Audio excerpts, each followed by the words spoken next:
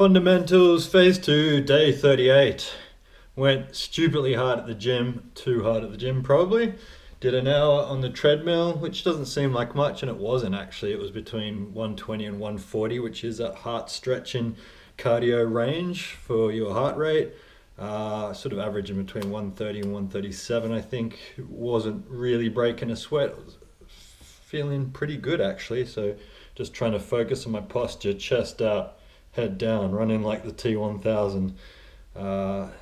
You know, that's exactly, robots would obviously have good posture. Better than ours. After I did that,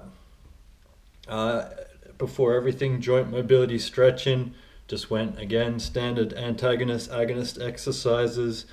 I did some chin-ups in addition to that. I haven't been doing too many chin-ups recently because I'm trying to relax my tendons. So despite that, low pulls or even wide grip pulls on the cable rower with push-ups in between. I did do incline bench yesterday with 30 kilo dumbbells, which is light for me. I don't know, it sounds sort of big when I hear what people train with normally, but coming from a dude that now even broken has a bench of 135, 140 kilos for a 1RM, it's pretty light. It's like very low intensity for me.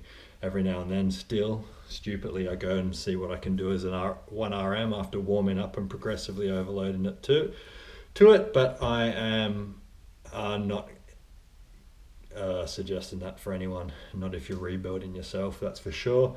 My last mistake happened in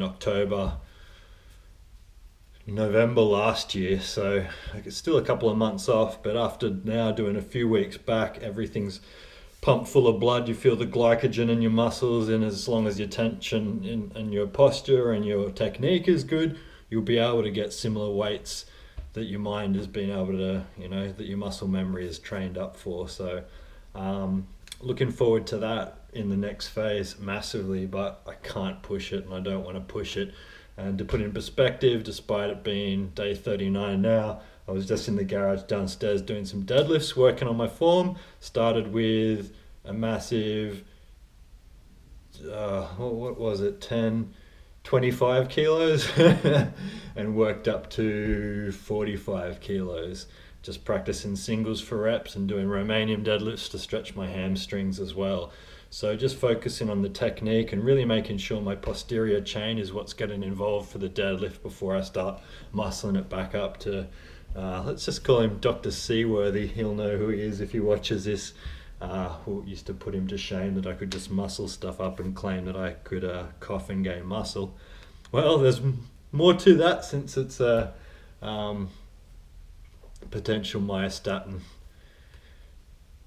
mutation / defect that I have that enables me to gain muscle quicker than most people. That and the fact that I'm religious with my food, folks. Absolutely flawless. Just to sum it up, what have I had today? I broke my fast at 2 o'clock in the afternoon. I know this is a fundamental section, but I may as well say here. And had 6 eggs with 2 cans of tuna mixed into it with 20 grams of butter that I made scrambled eggs with. Had that with sauerkraut as an entree, and had also chucked in a handful of frozen spinach into that. And then 2 hours later, I had 60 grams of pea protein isolate with 2 bananas and about half a cup of coconut shards, like from the husk basically, which is really good fiber, fat and carbohydrates as well. And all my vitamins in addition to that, so they didn't oxidize when I had them straight in my stomach. I do this every day, and I have done this every day since I've been training and boxing since I was like 17 years old, non-stop. It's something, I can't stress it hard enough. If you want to have really good results, you've got to be thorough with your diet. You don't have to, you can get great results without it, without being consistency. But it's just like a turbocharger. My mate used to joke that, I should do it naturally aspirated. I think maybe he was talking about steroids though when I was suggesting that, so maybe that's a different story. I got to get I've got to turn 40 before that, and then bang, steroids it is. Wait till my natural testosterone drops off. I've been waiting for that shit my whole life. But until then, naturally aspirated, I guess the first stage turbocharger or supercharger would be just to make sure your diet is on point. People say that the timing of your food intake is a meme. I definitely find that's not the truth. Having carbohydrates before you go to the gym makes an enormous difference. Having a little bit of protein before and after helps it suck into your blood and heal your muscles just after you've done the damage. People who say that it doesn't apply are usually, in my experience, some of the dudes from the intermittent fasting community or physique models where it's not about performance, it's just about looks. If looks is all you're training for, then sure, it probably doesn't matter. But if you're trying to work on your metrics, like getting times down with sprints or improving cycle times on your pushy, whatever it is that your sport is, if you're wanting to improve a certain metric, then it definitely is important when you time your intake of food. People who suggest otherwise are usually just people who are non-athletes, I guess. Anyway, I'll leave that for the diet video, I suppose. I didn't do yoga yesterday. I've just been religiously stretching my hamstrings for the last few days, really trying to improve that for my deadlifting.